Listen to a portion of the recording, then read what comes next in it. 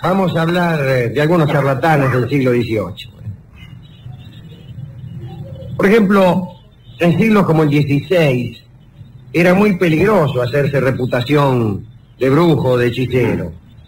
Porque, como todos ustedes saben, se quemaba a muchas personas por tener tratos con el diablo.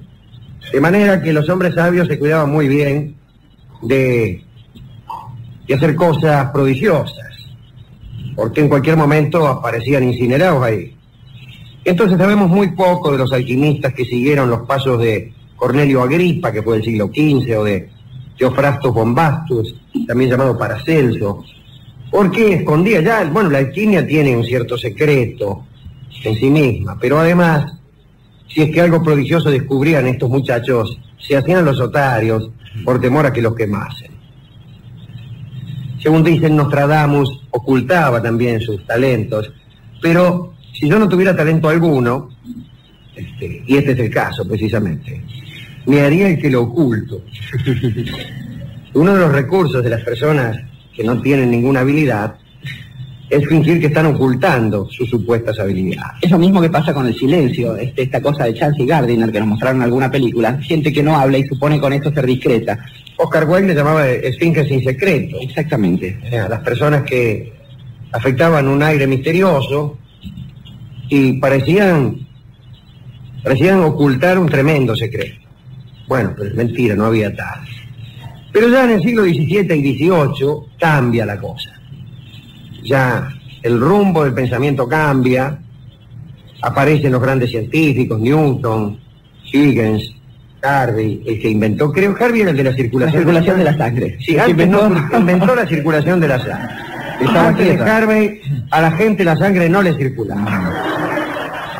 Quedaba ahí quietita. Pero Harvey inventó la circulación de la sangre y desde entonces ahí andamos nosotros con la sangre dando vuelta por ahí. Hablaremos de algunos personajes de estos siglos. Y el primero es un señor llamado Franz Anton Mesmer,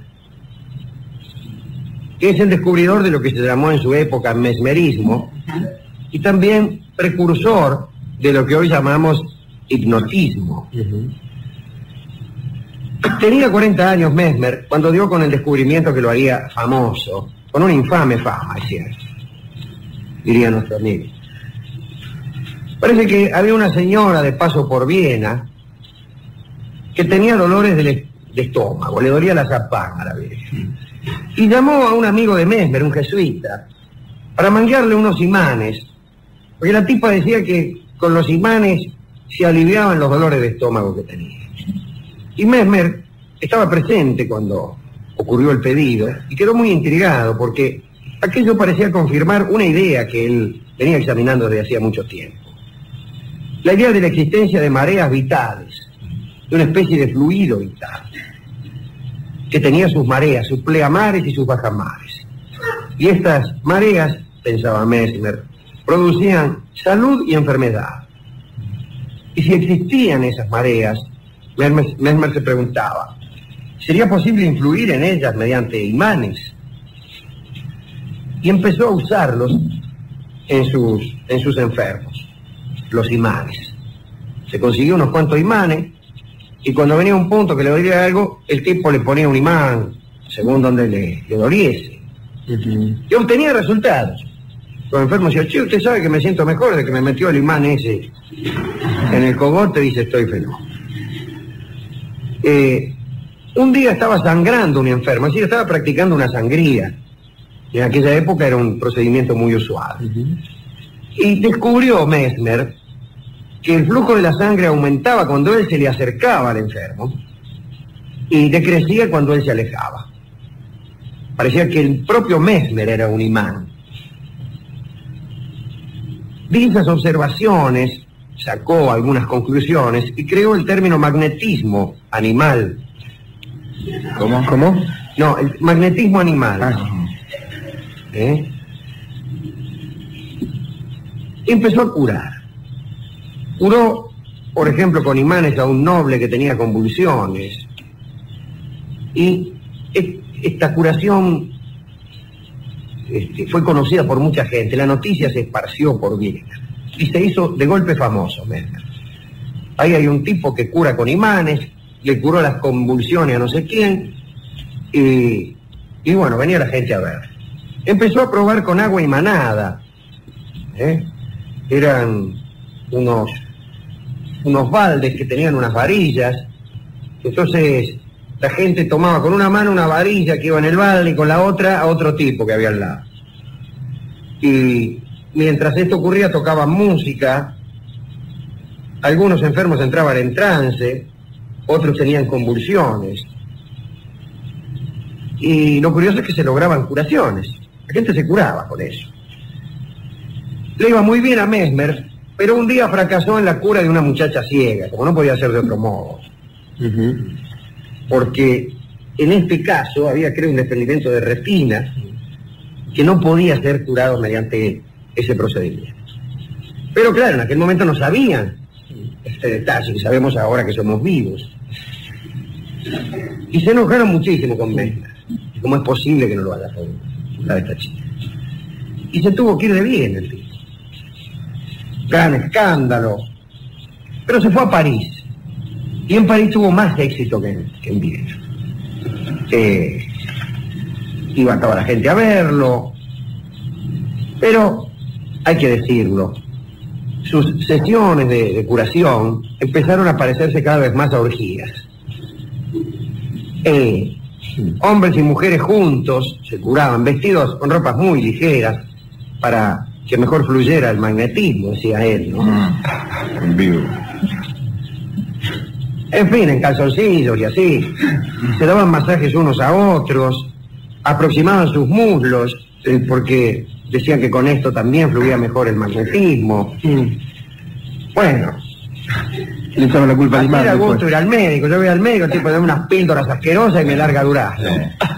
Acá iba, qué sé yo, venía unas minas, que el balde, que la varilla, que la mina... Había música además. Sí, minas ahí medio vestir, música, una que entraba en trance, y con el cuento de que estaba en trance ya sabe cómo son. Otras entraban en tranza. Sí. Bueno, el caso es que colegas envidiosos, que nunca faltan, lo denunciaron por charlatán. Es cierto que influyó en la caída de Mesmer su conducta arbitraria, su carácter autocrático, todo eso. Hubo una comisión médica que decretó que las curas eran debidas a la sugestión, y razón tenían. Pero eran curas. Pero Mesmer se enojó con eso y se fue a Alemania y no volvió nunca más. Terminó sus días ahí en una casita, lo más tranquilo, no curó a nadie y no llenó más el balde. Ahora, el aspecto de la sugestión fue acentuado por un señor llamado Puigsegur, que era un marqués que también seguía los postulados de Mesmer, trataba de imanar a la gente. Y un día, tratando de imanar a un pastor, joven pastor, le puso la mano en el marote y el pibe entró en trance. Había descubierto la hipnosis, Puigsegur. Siguió investigando, no descubrió mucho porque sabemos más o menos tanto como en aquel entonces de lo que la hipnosis era. El caso es que empezó a utilizar ese procedimiento en curaciones, Puigsegur. Voy a hablar ahora de otro que curaba y que casi nadie sabe que curaba. Y este es Giovanni Jacobo Casanova, el famoso amante o amador. Curaba sobre la base de la fe. Dicen que sabía leer la fortuna también con las cartas y con otros oráculos. Y la exactitud de sus propias predicciones lo alarmaba. Me encanta esto. Me encanta esto de Casanova, que no es un personaje muy simpático, que digamos. Pero aquí me cae bien cuando se alarma entre la exactitud de sus predicciones.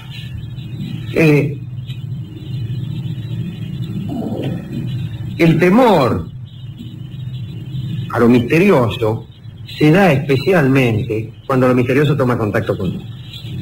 Digo yo que he buscado contacto con lo misterioso sin encontrarlo jamás.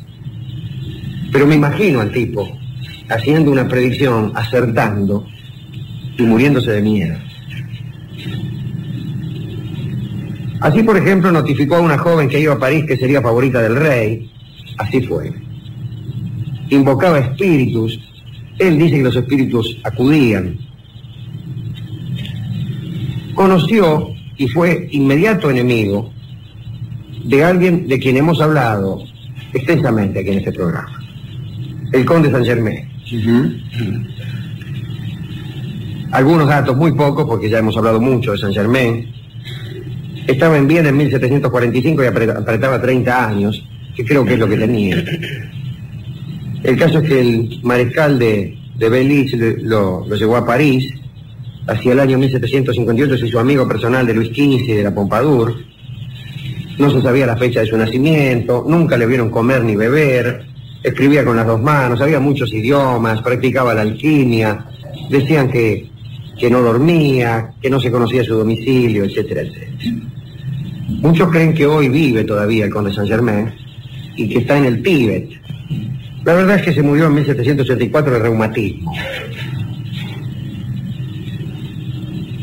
También conoció Saint-Germain a otro quizás más famoso que él, y que era el señor Giuseppe Balsamo, también conocido como Cagliostro, que según dicen poseía facultades ocultas. Balsamo quedó solo a los 10 años, tuvo que arreglárselas por su cuenta. Dicen que burló a mucha gente en Italia, vivió de su ingenio, estudió alquimia, astrología, magia ritual. Se enamoró a los 26 años de una señorita Serafina Feliciani, a la que él rebautizó como Lorenza. Por lo bonita que era. Sí. Era muy linda, efectivamente. Y fue su pareja en aventuras y fraudes. Hacía entrar a los giles Lorenza con su belleza y atrás venía Cagliostro. Y coincidieron con Casanova. Se conocieron en el sur de Francia y un poco simpatizaron. En París, Cagliostro y Lorenza recibieron la protección de un aristócrata que al final quiso seducir a Lorenza. Se fue a Londres, se hizo adepto a la masonería, adepto de la masonería, fue a Venecia, a Berlín, a Nuremberg, a Leipzig. Visitaba en cada ciudad a la logia masónica de la zona y predicaba un nuevo rito que él había inventado, que era el rito egipcio. Con eso se enriqueció. Después llegó a Estrasburgo y ahí se puso a curar gente y fue el personaje más famoso de la ciudad de Estrasburgo. Hacía grandes curaciones. Pero ahí conoció al tipo que le iba a mandar a la ruina, que fue el cardenal de Rohan. Y el cardenal de Rohan es conocido por todos ustedes por un episodio que hemos narrado hace algunos meses, que es el episodio del collar de María Antonieta. No lo voy a referir ahora, es un episodio muy complejo. La señora Lamotte de Valois, que se hacía pasar por noble con otro tipo, engrupieron a la reina y al rey, a un joyero, y le hicieron poner guita al cardenal de Rohan. El caso es que se descubrió todo el asunto y el gil que cayó en desgracia fue el cardenal de Rohan. Pero también Cagliostro, que estaba medio entreverano del asunto. Fue procesado, fue absuelto, pero ya declinó su estrella y se las tuvo que tomar. Volvió a Londres y ahí hizo la más asombrosa de sus predicciones. Predijo exactamente, con pelos y señales, hasta en sus menores detalles, nada menos que la Revolución Francesa. Pero tuvo una mala ocurrencia. Fue a Roma a propagar su rito egipcio ante las mismas narices del Papa. El resultado fue en Cana, lo encerraron en el castillo de San Angelo, aquel que fue tumba de Adriano, sí. Y después lo trasladaron a Sandeo. Y ahí quedó Cagliostro. Se dice que Cagliostro tampoco murió. Se dice eso porque 8 años después de este episodio, los franceses tomaron San Leo y buscaron a Cagliostro para rendirle honores como una especie de héroe civil, y no lo encontraron. Y nadie dio noticia de Cagliostro. El hecho es que se había muerto ya. Pero como no lo encontraron y no se sabe aún ahora dónde demonios está su tumba, creyeron que Cagliostro había escapado milagrosamente y que todavía estaba vivo, y todavía hoy hay quien dice que el bueno de Bálsamo anda por ahí, si no en el Tíbet, hay que saber dónde, ¿no? El caso es que el tipo parece que se había espichado redondamente. Tenemos entonces una extraña mezcla aquí. Hay un personaje aquí en la Argentina, Alejandro, que siguió los pasos de esta gente, no con tanta fortuna, y me gustaría que usted lo recordara un poco, alguien que anduvo por los pagos de Venado Tuerto. Claro. El amigo Escardulia, creo que se llamaba, ¿no? Viernes Escardula. Sí.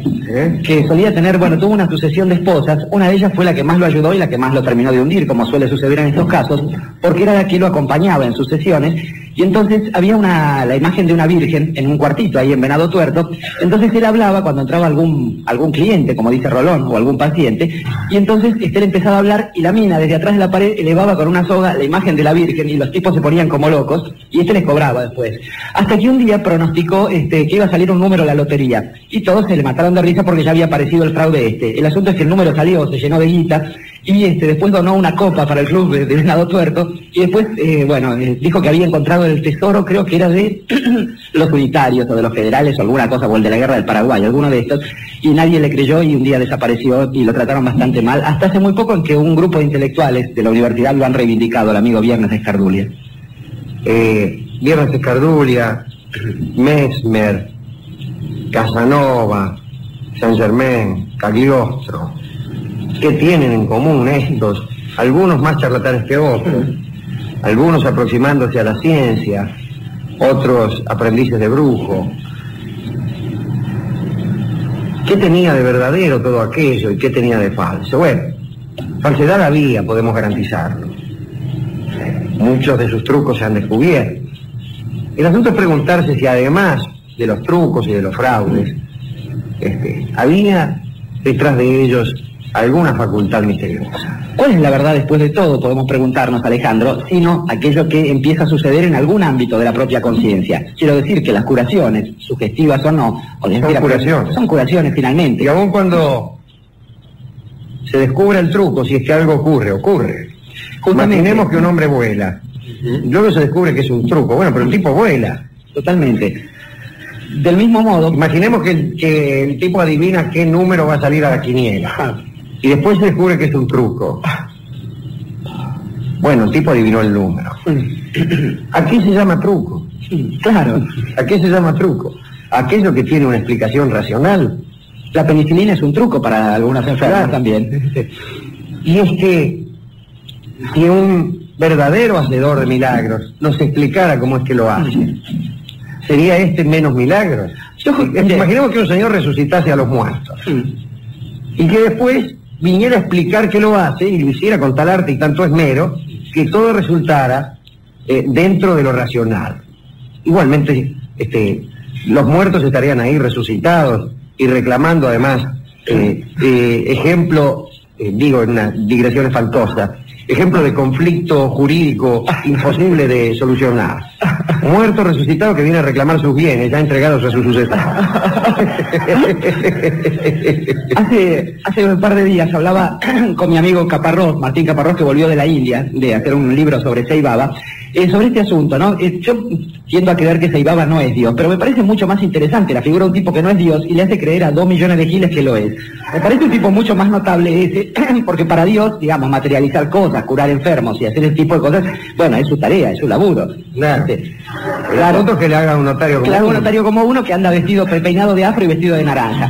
Realmente esto es notable. Creo que quizás el problema, Alejandro, es cuando se confunden, del mismo modo que a veces se confunde un escarceo erótico con el amor, o se confunde la mera camaradería con la amistad, o se confunde justamente este tipo de placebos con remedios que funcionen para todos, o este tipo de engaños con la ciencia. Creo que cuando se produce ese cruce, sí estamos en presencia de una mala junta que puede traer terribles consecuencias. Y mala junta es el tango que toca para estos atorrantes del siglo XVIII la orquesta de Julio de Castro.